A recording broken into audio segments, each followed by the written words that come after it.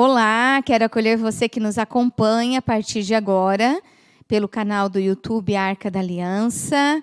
Nós estamos iniciando nosso momento de partilha sobre casais santos. Sim, um tema tão rico, tão caro, tão especial para nós na igreja e para nós também como comunidade Arca da Aliança. Eu me chamo Sirlene. Sou missionária da Arca da Aliança já há 22 anos.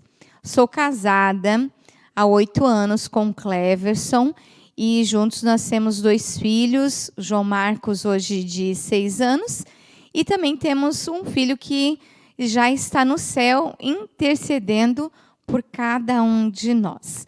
E hoje recebemos essa grande responsabilidade de partilharmos com você um pouquinho desse tema tão especial, no mundo em que nós vivemos de tantas dificuldades nas nossas famílias, entre os casais, mas que nós, como missionários, como consagrados da Arca da Aliança, você que busca também a santidade no seu matrimônio ou na sua vida, né?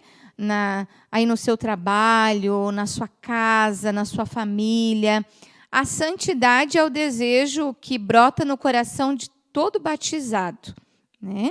É importante nós recordarmos que o Senhor nos diz, né? Sede santo, porque eu, vosso Pai, sou santo. E a santidade, é importante nós nos recordarmos que ela não é um chamado apenas para o religioso, para a religiosa, como freira, os padres, os celibatários, mas a santidade é algo inerente a todo batizado. A partir do momento que nós recebemos o batismo, em que fomos batizados, né? Alguns lá pequenininho, bebezinho pelo pai, né? O pai e a mãe levaram para o sacramento do batismo. Lá nós já recebemos esse legado de santidade na nossa vida como cristãos, né? Nos aproximarmos do coração de Deus, fazermos uma experiência com Deus e assim afirmarmos o nosso coração que nós queremos de fato nos assemelharmos a Ele. Eu iniciei minha caminhada muito jovem, com 15 anos de idade. Esse ano eu faço 25 anos de caminhada, em que no meu coração lá já ardeu, lá nos meus 25 anos atrás, meus 15 anos, ardeu profundamente no meu coração o desejo de fato da santidade. E a santidade também hoje dentro da nossa vida matrimonial. Casais santos é o que Deus chama também a cada um de nós. Aí fica a grande pergunta, né? Você já conhece algum casal santo? Algum homem e mulher que se casaram e que desejaram a santidade? Claro que além de você, né? Tenho certeza que você também busca essa santidade. Hoje nós vamos usar, para esse nosso momento, a nossa partilha, alguns materiais. Nós vamos usar algumas citações do Catecismo, também do documento do Papa Francisco, Amoris Laetitia.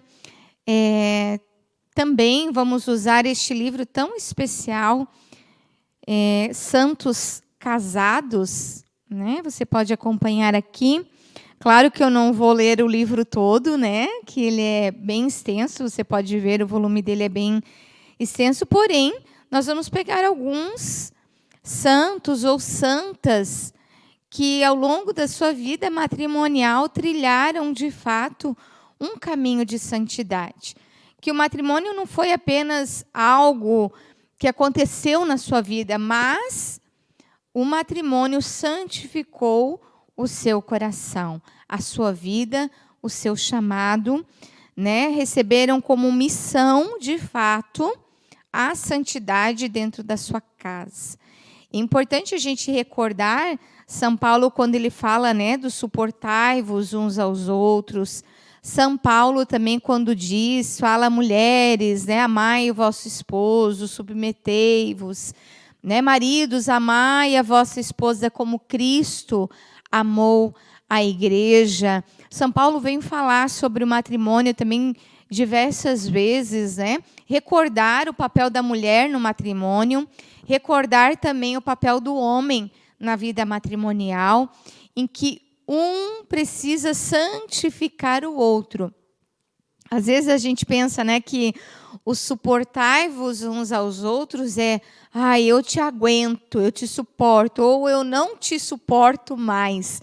Mas não é esse sentido que São Paulo quis trazer nas suas cartas. São Paulo quis dizer, mulher, homem, sejam um suporte para o outro. Quando eu não consigo mais caminhar, ou quando está difícil carregar a cruz, eu sou então um suporte na vida do outro. Eu sou uma ajuda, na vida do outro. E o casamento também precisa ser esse degrau que leva o outro para o céu. Eu me recordo quando eu e o Cleverson começamos a namorar, nós tínhamos, né, muito forte isso no nosso coração, de que um precisava levar o outro para o céu. Ô, Sirlene, mas ficou lá 8, 10 anos atrás, né? Esse ano a gente completou 10 anos de início de caminho, de namoro também vamos completar. Ficou só lá atrás, há 10 anos atrás? Não. Todos os dias eu preciso me recordar que a minha grande missão como esposa do Cleverson e a grande missão do Cleverson como meu esposo é me levar para o céu, e o meu papel também é levar o Cleverson para o céu. Bom, mas eu não estou aqui para falar, né, somente da minha experiência, mas também falar da experiência de tantos casais. Hoje a gente vai tentar falar um pouquinho da vida de São José e de Maria, um casal tão conhecido, né? A todos nós, um testemunho, a Sagrada Família é para nós um testemunho, principalmente para nós, a Arca da Aliança, que trazemos tão forte a espiritualidade da encarnação, o mistério da encarnação. Vamos conhecer um pouquinho também da história de Mônica, Santa Mônica, a mãe de Santo Agostinho, e ela foi casada então com Patrício, que não é santo, mas ele santificou ela e ela santificou ele também, com certeza, né? Não é reconhecido como santo, né? Também vamos conhecer um pouquinho a história, talvez você já conheça, que é uma santa bem conhecida, né? Santa Rita. Santa Rita, que também teve um caminho de santidade, trilhou um caminho de santidade no matrimônio. Luís e Zélia, São Luís, e aí sim, Santa Zélia, os pais de Santa Teresinha, que também trilharam um caminho de santidade e deram para a igreja também muitas filhas, né, carmelitas, religiosas, mulheres que se consagraram a Deus. Uma delas, Santa Teresinha, do Menino Jesus. E, por último, vamos conhecer também, ou recordar, a história de Santa Giana Beretta-Molla, que foi casada com Pietro, né? Então, vamos conhecer um pouquinho a vida dessas santas, desses homens e mulheres que buscaram a santidade. O Catecismo da Igreja Católica fala um pouquinho sobre o matrimônio. Lá no parágrafo 2360, ele diz assim: no matrimônio, a intimidade corporal dos esposos tornam-se sinal e penhor de comunhão espiritual. Entre os batizados, os laços do matrimônio são santificados pelo sacramento. O sacramento, então, santifica os laços do matrimônio. O sacramento santifica o homem e a mulher.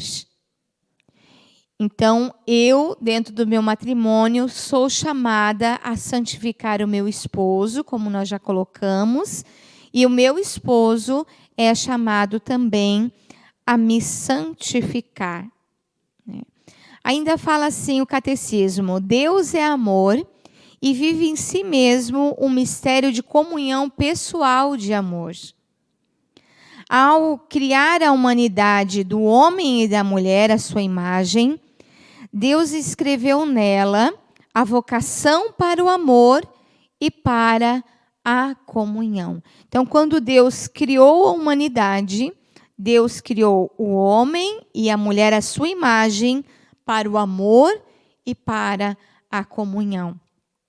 Por isso que o sacramento do matrimônio deve existir esse grau também, essa busca da perfeição, né? Essa busca de assemelhar-se a Deus, de entregar totalmente o coração de um ao outro, mas os dois juntos apresentarem-se a Deus, né? Os dois juntos entregarem o seu coração ao coração de Deus e santificar também a sua família, né? Assim, santificar também os seus filhos, apresentar o amor de Deus que foi gerado, né, entre o cônjuge, entre si, apresentar este mesmo amor também aos seus filhos. E o fruto desse amor é o que gera os filhos, né?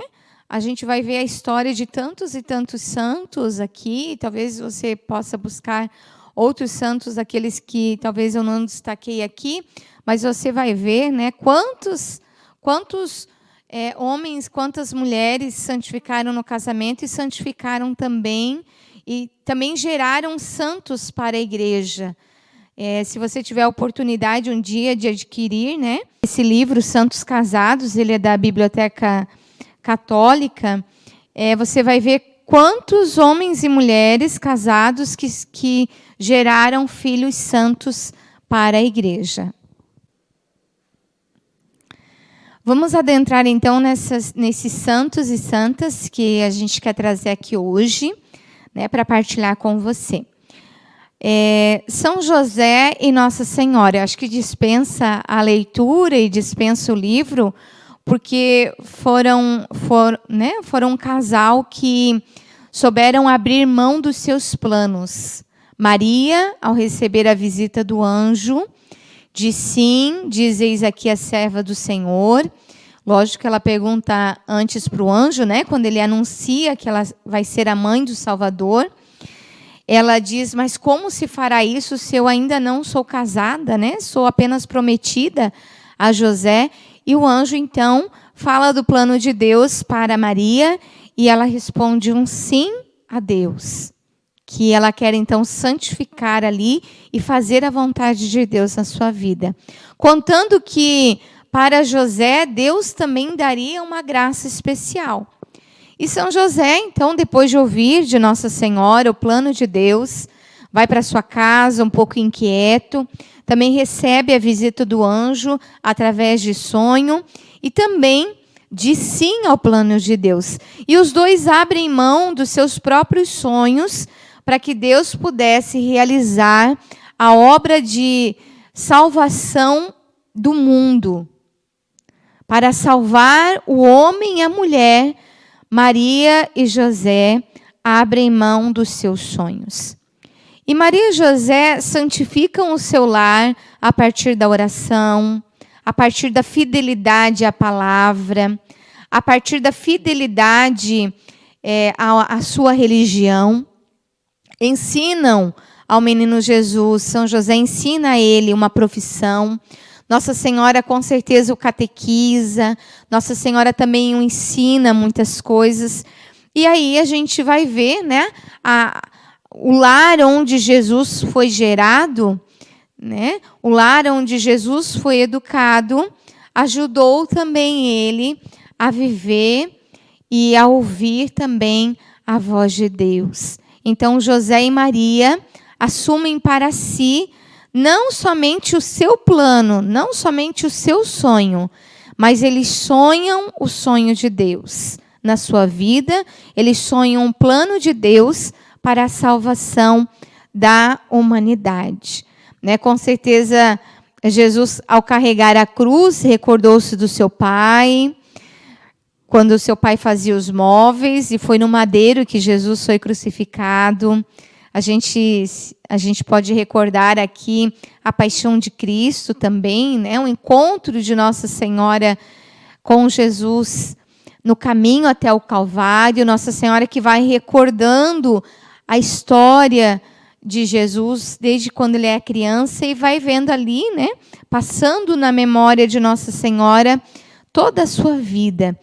E com certeza aos pés da cruz, Nossa Senhora entrega o seu filho porque ela tem a certeza de que ali se faz e se cumpre a vontade de Deus. Então, em Nossa Senhora nós temos o modelo do silêncio, o modelo da caridade, o modelo da oferta, o modelo da fidelidade. Em José também temos todos esses modelos do silêncio, do homem trabalhador, do provedor da casa, daquele que ensina o seu filho uma profissão. Então, São José nos traz, né? E para nós, a Arca da Aliança também, eles trazem nessa particularidade de dizer sim ao plano de salvação de Deus para cada um de nós. Vou adentrar aqui também neste segundo casal, Santa Mônica e Patrício. Mônica, podemos recordar que é mãe de Santo Agostinho, né? Ela rezou 30 anos pela conversão do seu filho, mas antes disso, também rezou pela conversão do seu esposo, né? Mônica, então, ela nasce em 331, lá em Tagaste, e ela vem de uma família cristã extremamente devota, que provavelmente pertencia ao pequeno círculo de habitantes do norte da África. Os pais de Mônica confiaram a maior parte da educação da sua filha a uma severa governanta, que instruíra a jovem a controlar-se e mortificar-se e também a ter em grande estima a moralidade cristã. Então, ela vem de pais cristãos, de pais extremamente religiosos, e é confiado também, então, a educação de Mônica a uma governanta que ensina a ela também a ética moral, né, e a moral cristã também. Na aurora da sua juventude, Mônica foi, então, prometida em casamento a um homem chamado Patrício. Ele era dono de uma pequena propriedade em Tagaste, integrante do conselho da cidade. Ele era pagão. Patrício não era cristão. Porém, ele era um homem bom e justo, mas inclinado à ira e, por vezes, também à violência. Ele amava a Mônica profundamente, mas isso não o impedia de ter um comportamento rude e desleal. No entanto, aí vem, né, a diferença desse entender o sacramento do matrimônio, né? No entanto, a bondade e a brandura de Mônica conseguiu conquistar o caráter vicioso do marido, bem como as fofocas da criadagem e a irritabilidade da sogra. Por ter vencido essas circunstâncias, Mônica passou a ser respeitada e admirada por suas amigas. E também passou a ser admirada e respeitada pela sua sogra, pelo seu esposo. Mônica soube confiar o seu coração a Deus. Soube também colocar em Deus todas as coisas, todos os seus sentimentos. Mônica é um exemplo não só de mãe perseverante, mas Mônica é também modelo de esposa perseverante. Mônica tinha 23 anos quando deu à luz ao seu filho primogênito, o Agostinho. Depois ela teve outro filho e ainda também mais uma filha. Com grande esforço e dedicação, proporcionou aos 3 filhos uma verdadeira educação cristã. Então, Mônica perseverou na sua religião, Mônica perseverou e soube, né, criar os seus filhos na educação cristã. Mesmo que Agostinho, né, teve tanto tempo depois que ele se converteu, que ele foi batizado, mas Mônica sempre foi, então, cristã e perseverante na oração, perseverante no caminho com Deus.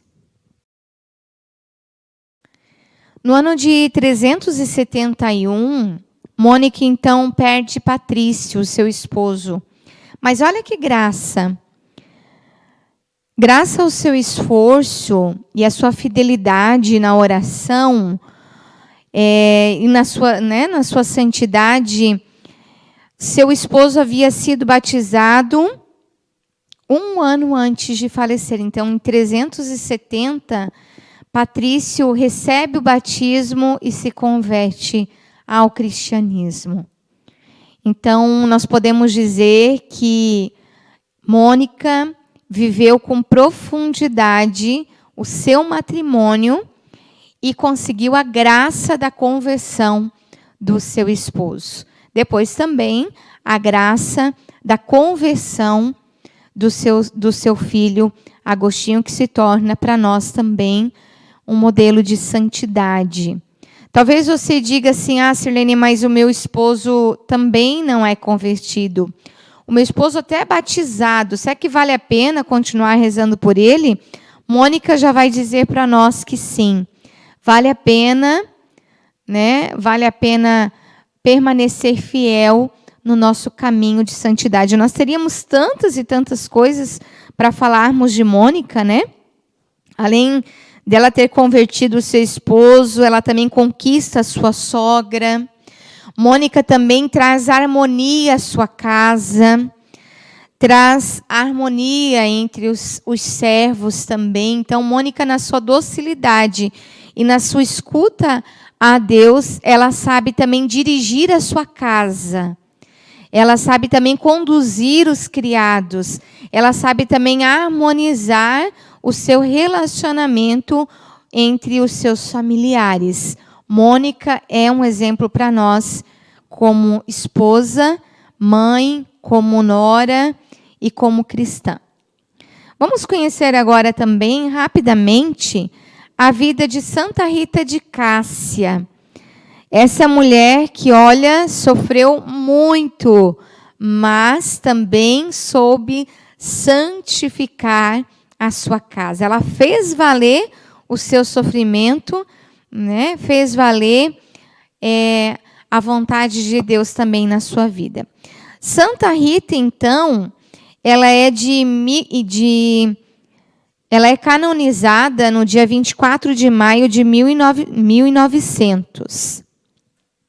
Essa grande santa, tão esperada por seus pais, era o objeto de suas preces e anseios. Seus pais não tinham filhos, já estavam na velhice e rezavam muito, né? Durante muitos anos, Antônio e Amata aguardavam a chegada de um filho e não tinham sucesso nessa espera.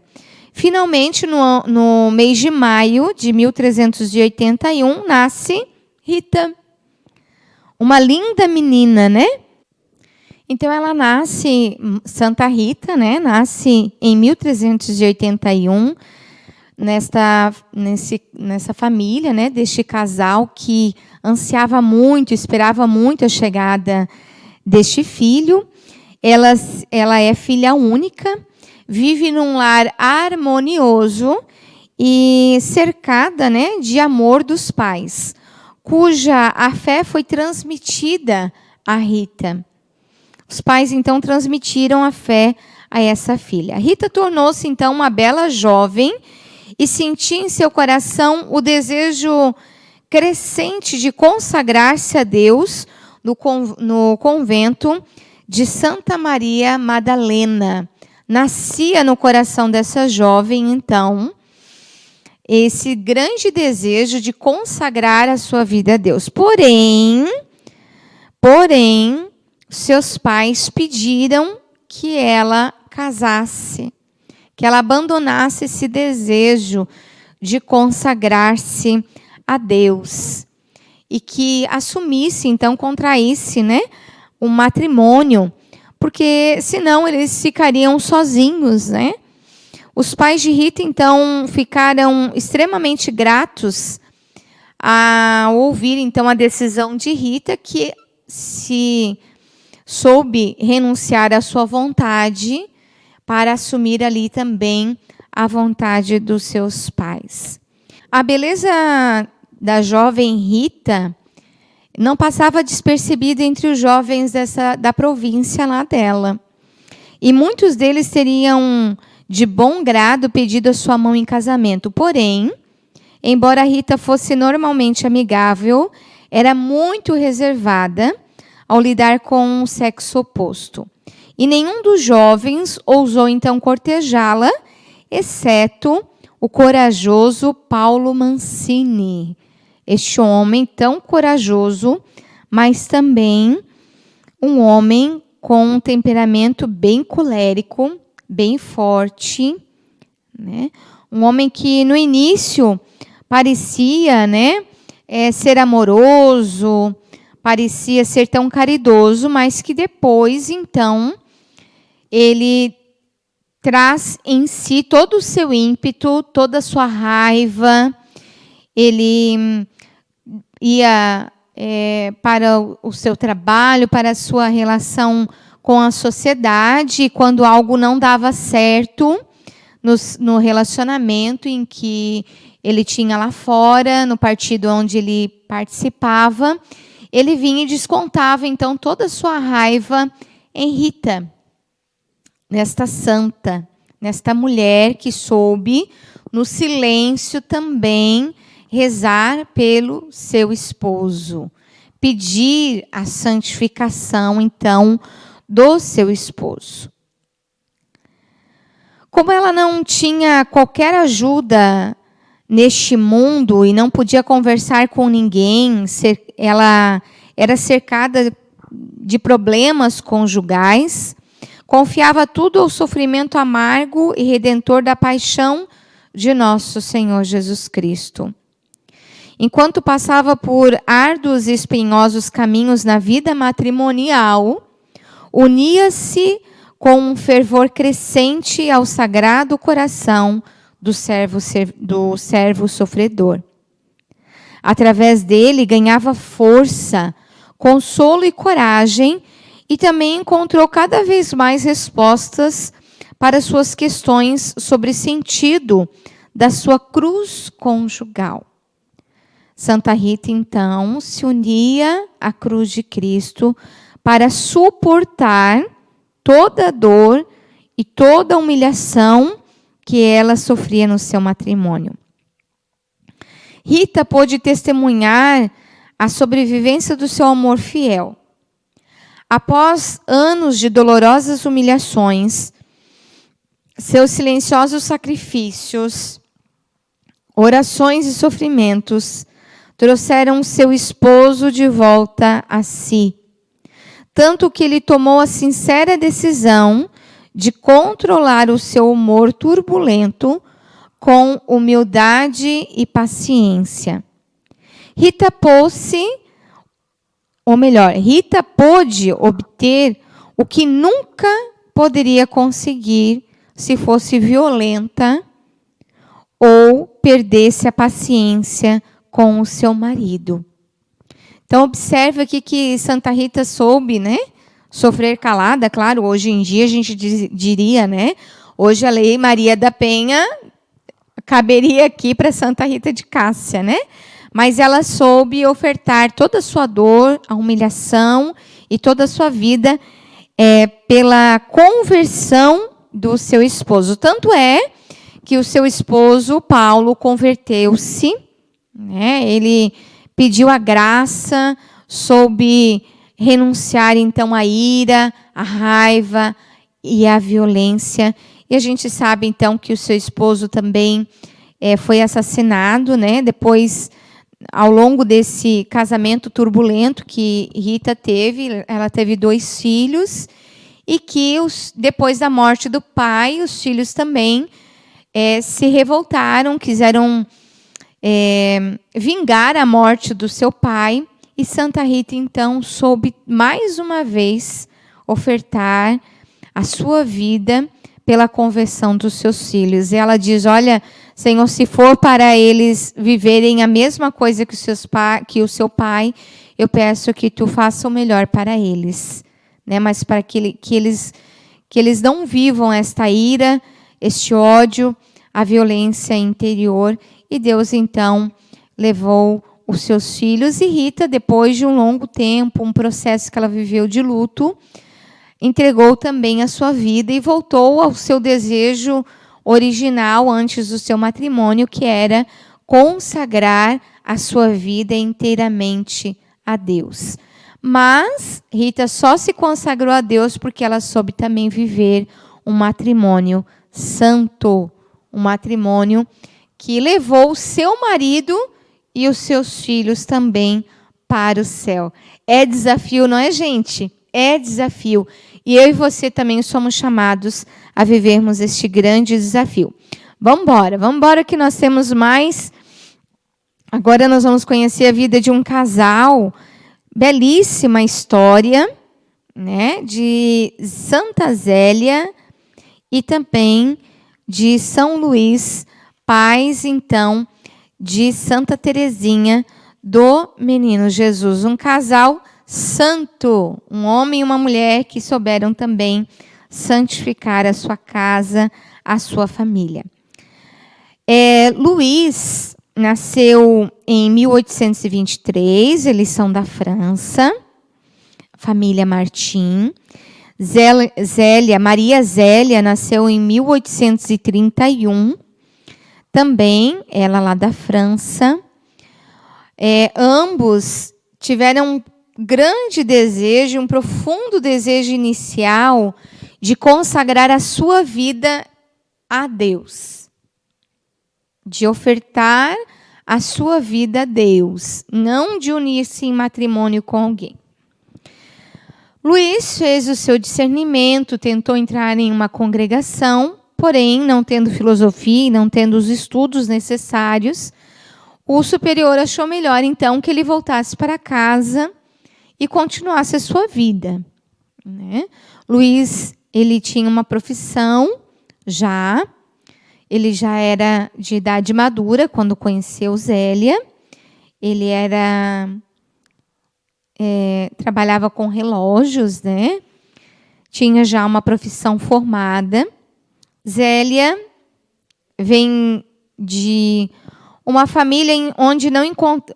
Luís veio já de uma família bem embasada, né? Bem cristã. Zélia veio de uma família de 3 filhos. Porém, a sua mãe era muito rigorosa na educação com as suas filhas, com Zélia. Porém, mimava muito o seu filho. E Zélia sentia, né, essa predileção da sua mãe pelo seu filho mais novo, e ela, então, pôde se espelhar um pouco mais na sua irmã, que abraçou a vida religiosa. Zélia queria também abraçar a vida religiosa, porém, né, foi indicada também ao matrimônio. Zélia, então, assume uma profissão na época especial, né? Ela fazia rendas, tinha muitos dotes, tinha muitas capacidades, e um dia conheceu Luís. Os dois já, né, de amadurecidos na sua vida, na sua profissão, começaram a namorar e também, a partir daí, assumiram a vida matrimonial. Luís queria viver uma vida de castidade dentro do matrimônio. Zélia, como não pôde ser religiosa, ela fez um voto para com Deus. Então, se ela não podia ser religiosa, ela queria, então, dar muitos filhos para a igreja, para assumirem a vocação religiosa, a vocação de freiras ou sacerdotes. Depois que eles se casaram, então, né, Zélia e Luiz viveram uma união muito belíssima. Zélia cuida bem da sua casa, cuida dos seus filhos. Eles têm ao todo 9 filhos, né? 2 homens e 7 mulheres. Importante a gente recordar que todas, né? Eles tiveram 4 filhos falecidos e 5 filhas religiosas. E entre elas, importante a gente recordar a pessoa de Santa Teresinha, que aprendeu no lar a santidade. Santa Teresinha recorda da sua infância de santidade, recorda do seu pai, um homem santo. As irmãs de Santa Teresinha, né, trazem muito forte também esse papel de Zélia na sua vida. Zélia adoece, falece, mas deixa também um legado na sua casa, deixa rastros de santidade na vida também das suas filhas. Luiz falece há muito tempo depois, né? Muito tempo depois da sua esposa, né? Algum tempo depois da sua esposa, mas ambos, né? Ele foi homem e ela uma mulher da Eucaristia, voltados para Deus, consagraram seu lar, consagraram a sua vida, consagraram o seu matrimônio e consagraram a sua casa a Deus, os seus filhos, suas filhas também ao coração de Jesus. Ainda um relato especial que traz o livro aqui, diz assim: sobre a vida conjugal dos Martim, pode-se dizer que o casal tinha uma reputação irrepreensível. Graças às suas ocupações e sua renda, faziam parte da classe média alta. Mas, embora tivesse recursos, viviam uma vida modesta e sem excessos, sendo também socialmente conscientes e generosos para com os pobres e necessitados. Seu comportamento religioso baseava-se em 3 pilares. Vamos conhecer esses 3 pilares? O amor a Deus sobre todas as coisas, a confiança na divina providência e a resignação à vontade divina. Então, sobre esses 3 pilares, o casal Luiz e Zélia construíram o matrimônio. Vou repetir. O amor a Deus sobre todas as coisas, a confiança na divina providência e a resignação à vontade divina. Esses foram os 3 pilares em que Zélia e Luiz construíram a sua família. E fica a pergunta: sobre qual pilar você tem construído o seu matrimônio? A unidade e a harmonia desse casamento e da família eram notáveis, tanto entre os cônjuges quanto entre pais e filhos. Jesus Cristo era o rei daquele lar e o centro das atividades. E é por isso que Santa Teresinha do Menino Jesus pôde escrever a história de uma alma. E ela diz assim: ó, como amo as lembranças dos abençoados dias da minha infância. para guardar-me a flor da inocência, o Senhor sempre me manteve cercada de amor.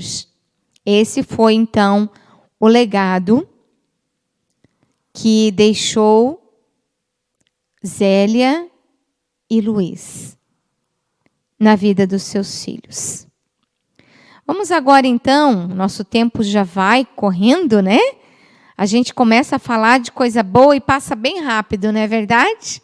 Mas é assim mesmo, isso para aguçar em nós a vontade e o desejo de a gente conhecer um pouquinho mais a história dos santos.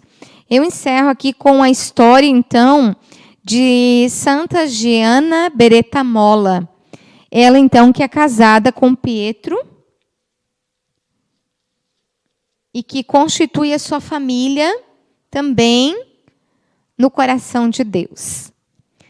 Giana é médica e vem de uma família profundamente cristã. Ela é casada com um engenheiro chamado Pietro. Eles foram um casal cristão cuja vida e a obra estendeu-se até a segunda metade do século XX, ou seja, bem recente, né? O século passado. Em 1925, a família de Giana Beretta Molla muda-se para Bérgamo, onde a Giana recebeu a sua primeira Eucaristia. Bom, ela nasceu em 1922 e recebeu a primeira Eucaristia em 1928, com apenas 5 anos de idade. Ela vem de uma família muito católica, né? Ela era filha, então, de Alberto Beretta e Maria Michele. Os pais são instruídos e eles são bons católicos que deram à luz a 13 filhos, entre os quais uma tornou-se freira e 2 ordenaram-se sacerdotes, tendo todos obtido graus acadêmicos. Então, uma família bem de vida, mas também uma família extremamente católico. Giana, então, aos 5 anos, recebe a Eucaristia, a primeira vez a Eucaristia. Depois de ter sido bem preparada por sua piedosa mãe e sua irmã mais velha, Amália. Em 9 de junho de 1930, Giana ainda aí recebeu, então, o sacramento da confirmação, o crisma, né? Esses 2 sacramentos foram mencionados especificamente porque tiveram importância fundamental para ela, como provaria a vida edificante daquela menina no seu futuro. Em março de 1938, Giana realizou exercícios espirituais que também lhe marcaram profundamente. E ela tomou, então, uma decisão dupla, para sempre manteria. A sua decisão seria para sempre. Ela diz assim: prefiro morrer a cometer um pecado mortal. E quero fazer tudo por Jesus. Ela faz, então, esses 2 compromissos com Deus. Ela prefere, então, morrer a cometer um pecado mortal. E ela, em tudo, quer fazer a vontade de Jesus. Giana, então, ela faz, então, a graduação, torna-se uma jovem médica e começa a atender na sua cidade. Pacientes aglomeravam-se em seu consultório e ela seguiu trabalhando até o dia da sua morte, sem restringir seus serviços à cura de doenças físicas, mas participando também de programas de assistência social e da ação católica, da qual ela já participava desde a época da escola e da faculdade, servindo como presidente de uma jovem associação. De sua mãe, Giana herdeu a capacidade de inspirar os jovens, a fé, católica. Então, esse dom, né, de inspirar os jovens à fé católica, essa busca, né, de levar os jovens ao encontro com Deus. Com frequência, organizava retiros e exercícios espirituais, encontros sociais, excursões e caminhadas com grupos de adolescentes católicas. Tempo depois, entretanto, Giana já não se satisfazia com a prática da medicina. Ela queria se tornar missionária, sabe aonde? Aqui no Brasil. Olha que lindo, né? Santa Giana Beretta-Molla queria se tornar, então, aqui no Brasil, uma missionária. Um dos seus irmãos já estava atuando aqui no nosso país como missionário. Ela também havia estudado medicina, ele também, né, havia estudado medicina, mas entrou para os capuchinhos como Padre Alberto e veio ao Brasil evangelizar a população indígena. Outro irmão, que se graduava em engenheiro civil, partiu em sua companhia, ajudando então o Padre Alberto a construir o hospital na floresta tropical. Então, uma família que se dedicava, né, também a esse trabalho social e ao trabalho, então, com os povos, com as pessoas.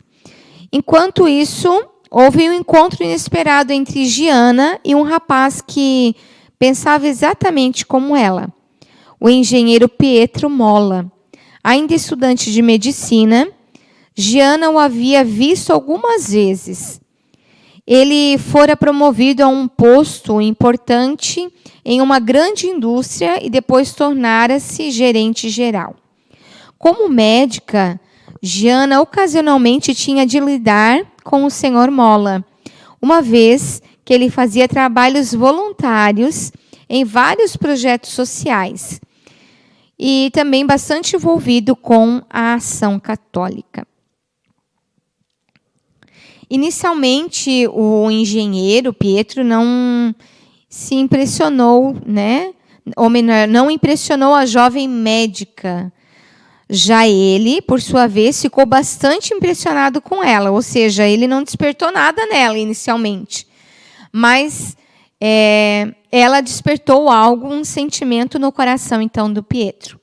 Depois de encontrá-la algumas vezes, Giana começou a vislumbrar no horizonte a possibilidade de casamento. Ele ainda se perguntava qual seria a vontade, ela ainda se perguntava qual seria a vontade de Deus para a sua vida, já que, como médica missionária no Brasil, poderia ajudar muitas pessoas física e espiritualmente, e junto de seu irmão, conduzi-las a Deus. E, por outro lado, como esposa e mãe, poderia dar o dom da vida a seus filhos e criá-los para amar e louvar a Deus. E aí, Giana se perguntou, o que fazer diante disso? Com entre a cruz e a espada, né? Missionária, eu vou poder salvar muitas almas, mas se eu me casar, eu vou poder também dar muitas ocasiões para a igreja, né? Levar muitas pessoas também para a santificação. Giana, então, rezou muito durante essa época e pediu aos seus amigos e irmãos que fizessem o mesmo, né? Giana rezou muito. Giana, então, procura um confessor, né, o seu confessor, e coloca a sua intenção, o seu desejo, né? E o seu confessor foi muito sábio quando dirigiu ela no conselho que ele precisava dar a ela em relação ao matrimônio e em relação também à sua vida missionária. E ele diz assim, se todas as boas garotas católicas fossem para o convento, onde estariam as nossas mães cristãs? Ela estava entre ser missionária, fazer a vontade de Deus, uma vida religiosa, e entre o matrimônio. E o sacerdote, então, diz a ela, né, se todo mundo pensasse em entrar no convento, como que nós teríamos, então, mães cristãs, mulheres, então, que levassem as pessoas, os filhos, né, ao encontro com Deus. Então, Santa Giana fez, então, esse discernimento e abriu-se, então, ao matrimônio com Pietro, então, né, este homem que também já trazia um sentimento no seu coração. Pietro, então, e Giana casam-se, né, num profundo desejo também de santidade, rezam juntos diariamente. Giana escreve cartas a Pietro e vice-versa, porque Pietro às vezes trabalha longe, né, por conta do seu cargo. E pouco tempo depois de casados, o primeiro filho chega, então, um menino, né, nasce em 1956. Em 1957, nasce a sua segunda filha. Em 1959, mais uma menina também nasce, e todos eles nasceram no próprio lar de Giana. Depois do nascimento desses 3 filhos, Giana teve mais 2 gestações, que sofreu o aborto. E em 1961, a doutora engravidou novamente. Giana, então, engravida novamente. E durante um exame médico, foi descoberto um cisto nocivo no útero, então, de Giana, e era absolutamente necessário o procedimento cirúrgico. E foi, então, agendado para o dia 6 de setembro de 1961. Antes de se submeter ao arriscado procedimento, a paciente deu ordens estritas para os médicos: salvem a criança. Ela, então, faz a opção pela vida da sua filha. Contra todas as expectativas dos médicos, em 21 de abril de 1962, a senhora Giana Molla deu à luz a uma menina perfeitamente saudável, que em seu batismo recebeu o nome de Giana Emanuela. Essa menina, entretanto, deveu a própria vida ao sacrifício generoso da sua mãe, que faleceu uma semana depois, no dia 28 de abril de 1962, e ela faleceu na sua própria casa. Todos os partos foram bastante difíceis e vieram depois de gestações extremamente problemáticas. A mãe, que também era médica, Giana, que também era médica, sempre deu preferência aos filhos, resistindo voluntária e amorosamente ao desconforto e às dores do parto. Quando o quarto bebê estava a caminho, Giana tinha total consciência da sua condição e de que corria risco de vida. E quando o cirurgião questionou-a sobre a cirurgia que estava prestes a acontecer, perguntando: o que devemos fazer? Salvá-la ou salvar a criança? Novamente, a gente diz aqui, né, que sem hesitar, Giana replicou: salvem a criança primeiro e então, se possível, salve a mãe. Não há outra opção. Assim será. Giana, então, preza pela vida dos filhos. E o livro ainda diz assim, né?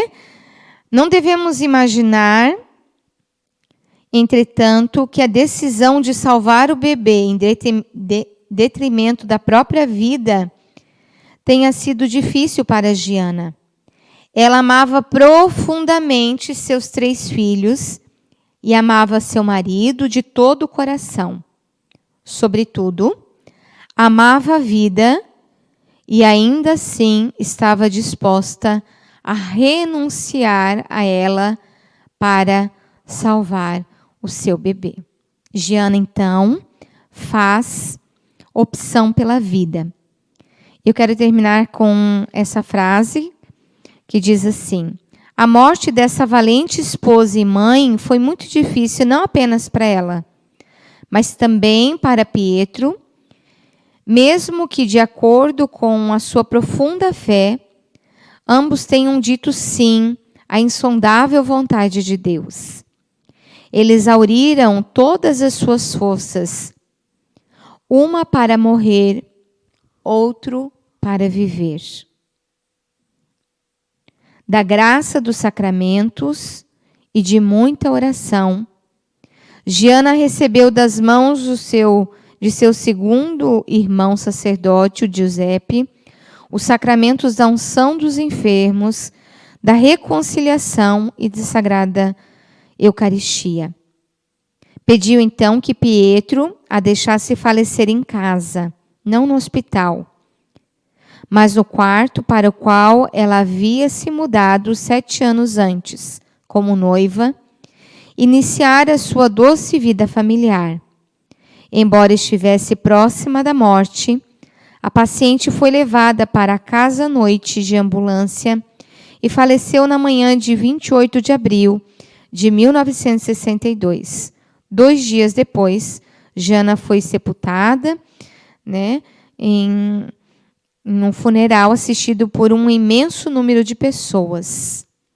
Santa Giana, então, marca a história de muitas e muitas mães, muitos e muitos pais, muitas e muitas mulheres, quando ela opta pela vida. E quantas mulheres, optam pelo aborto, optam por retirar a vida de dentro do seu ser. Então, que nós possamos, como na coragem também de Maria e de José, na coragem de Mônica e Patrício, na coragem de Rita e Paulo, na coragem de Luiz e Zélia, na coragem de Giana e Pietro, dizer sim à vontade de Deus. Mesmo que seja difícil levar o outro para o céu, mesmo que exija de nós muitas renúncias, mesmo que exija de nós sofrimentos e dores, que ao final da nossa vida, que ao findar do nosso matrimônio, lá na nossa velhice, nós possamos dizer, nós possamos entregar um ao outro a Deus, um ao outro ao coração do nosso Criador. Eu quero encerrar esse momento com um trecho do Amores Letícia, que vai falar sobre a beleza também do matrimônio, a beleza da vida matrimonial, que diz assim: o matrimônio é um sinal precioso, porque quando um homem e uma mulher celebram o sacramento do matrimônio, Deus, por assim dizer, espelha-se neles, imprime neles as suas características e o caráter indelével do seu amor. O matrimônio é o ícone do amor de Deus por nós.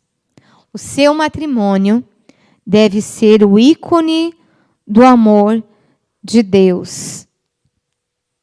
O seu matrimônio deve resplandecer, deve fazer brilhar a glória de Deus. Que a intercessão dos santos casados, que a oração dos santos casados, que as preces deles por famílias santas alcance o coração de Deus. E que no momento da dificuldade no seu matrimônio, das crises que virão, você possa olhar para a vida de todos esses homens e mulheres e muitos outros que existem. Você possa olhar para a vida de cada um deles e dizer: se eles conseguiram ser santos e levar um ao outro ao céu, eu também quero levar um ao outro. Também quero levar o meu cônjuge, a minha esposa. Eu também quero um casamento santo. Rezemos para finalizar este momento uma Ave Maria pedindo que a Sagrada Família de Nazaré interceda por cada um de nós. Ave Maria, cheia de graça, o Senhor é convosco. Bendita sois vós entre as mulheres, e bendito é o fruto do vosso ventre, Jesus. Santa Maria, Mãe de Deus, rogai por nós, pecadores, agora e na hora de nossa morte. Amém. Sagrada Família, rogai por nós. Eu quero agradecer a sua atenção, o seu tempo. Deus seja louvado também pela sua vida e pela sua família. Quero convidar você a conhecer a Arca da Aliança, você que ainda não conhece, né, a vir conhecer a nossa vocação e o nosso carisma de ser no mundo um sinal da presença de Deus. Que Deus abençoe você.